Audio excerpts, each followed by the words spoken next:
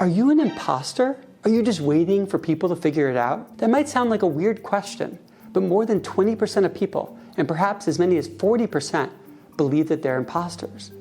They have what's known as imposter syndrome. That means that when they have success, they feel like they're secretly frauds, or they're convinced that they're secretly incapable. Imposter syndrome is so common that chances are either you experience it or a friend or loved one of yours does. If you're not sure whether or not you have imposter syndrome, just wait to the end of the video where we'll give you a quick and easy way to find out. To gain a deeper understanding of this topic, we examined all of the existing imposter syndrome tests developed by academic psychologists. We then combined all of their different approaches for measuring imposter syndrome into a single survey and tested that survey on 223 Americans. Analyzing this data helped us understand what the core of imposter syndrome really is, and it led us to two surprises, which I'll share near the end of this video. But before we talk about that, how can you tell if you have imposter syndrome? One sign is if you're afraid that others will find out that you actually lack the knowledge or ability that they believe you have. Another sign is how you react when someone praises the results you've achieved. If their praise makes you feel delighted, you're less likely to have imposter syndrome. But if the praise makes you worry that you may not be able to fulfill their expectations in the future, then you may have imposter syndrome. You know who doesn't have imposter syndrome? Cats. But who actually does have imposter syndrome? Some people are so accomplished that they could never have imposter syndrome, right? An author once felt insecure as he was attending an event full of impressive people. He struck up a conversation with a polite elderly gentleman. After a few minutes, the elderly gentleman suddenly gestured to the hall full of people and said, "I just look at all these people and I think, what the heck am I doing here? They've made amazing things. I just went where I was sent." So who was that elderly gentleman? And what did he mean he just went where he was sent? He was Neil Armstrong, the first man ever to walk on the moon. And yet, he didn't feel like he fit in that room full of accomplished people. Now, listen to the following quote and take a moment to see if you can guess who said it. No matter what we've done, there comes a point where we think, how did I get here? When are they going to discover that I am, in fact, a fraud and take everything away from me? Any ideas who might have said that? If you can believe it, that was Tom Hanks. Tom Hanks has won so many awards that there's a Wikipedia page called List of Awards and Nominations Received by Tom Hanks. If you have imposter syndrome, it's easy to assume that the antidote is simply to do more, to achieve more. And if you achieve enough, you'll finally believe you're deserving of success. But as the examples of Neil Armstrong and Tom Hanks illustrate, simply having accomplishments isn't necessarily enough to free you from imposter syndrome. And that's because imposter syndrome is fundamentally about the way you see yourself. So what kind of people are susceptible to imposter syndrome? Well, this takes us to the first surprise of our study. We assumed that we knew what the answer would be. Women are well known to have somewhat lower self-esteem than men. And in fact, the concept of imposter syndrome was developed with women in mind. Dr. Pauline Clance and Dr. Susan Imus coined the idea as part of their 1978 paper, The Imposter Phenomenon in High-Achieving Women.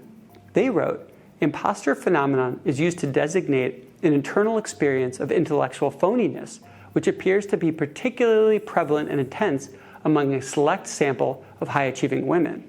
So, what did we find when we analyzed the data from our study? No statistically significant difference between men and women. Now, some studies have found that women are more likely to have imposter syndrome, but the difference they find is typically small. Both women and men are prone to imposter syndrome. The second surprise is what we found imposter syndrome to be linked to in our study. Imposter syndrome was substantially linked to procrastination. And in other studies, it's been found to be linked to perfectionism as well. So why might this be? Well, perfectionists tend to hold their work to an impossible standard. Since perfection is almost impossible, this means they'll routinely feel their output simply isn't good enough. It's then easy to see why, even if they have success, they could be left feeling like it wasn't deserved because it didn't meet their own perfectionistic standard. What about procrastination?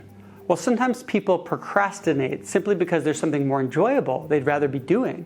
A lot of procrastination is driven by anxiety. If you worry you can't do a task well or that your results will be inadequate, it can be anxiety-provoking to think about the task. And one of the pernicious effects of anxiety is that it causes us to avoid things. If our ancient ancestors felt anxiety about a certain part of the forest because they spotted a tiger there the other day, and therefore they avoided it for a little while, that was likely a good thing that helped them survive. But when we feel anxious about work we need to do because we worry we aren't capable enough to do a good job, and so we avoid the task until the last minute, that can make our anxiety worse. And it can even lower the quality of our work, which is the thing we were worried about in the first place. So what should you or a loved one of yours do if you have imposter syndrome? Unfortunately, not that much is known about treating it. But given the limited evidence, here's a useful exercise that may help, which is heavily inspired by cognitive therapy. The next time you're having negative thoughts that involve worrying that you're not as good as other people perceive you to be, write down those thoughts that you're having. Then return to them when you're in a calmer state of mind and take a few minutes to evaluate the evidence both for and against those thoughts. For instance, if the thought was, people think I'm talented, but they're going to find out that I have no idea what I'm doing, you could write down the evidence both for and against the idea that you're talented. The goal is to evaluate the evidence objectively, to see yourself accurately. Then, once you've written that down, write down a new version of your original thought that's more helpful and at least as accurate as the original. In this case, the new thought might be, while I'm not talented at everything, nobody is, but I am good at X and Y and Z. Make sure this new thought is something that is true, even if you sometimes doubt it. Then set an intention of noticing whenever you have the original thought. When you do, immediately say to yourself the new, more helpful thought. Over time, if you keep replacing that less helpful thought with the more helpful version, it's likely to become easier and easier, and your mindset may shift. If you're not sure if you have imposter syndrome, or you're curious to find out, you can take our free Impostor Syndrome Test. You can find the link in the description below. If you enjoyed this video, I'd also love it if you'd subscribe. And you can find tons more of our content at clearerthinking.org.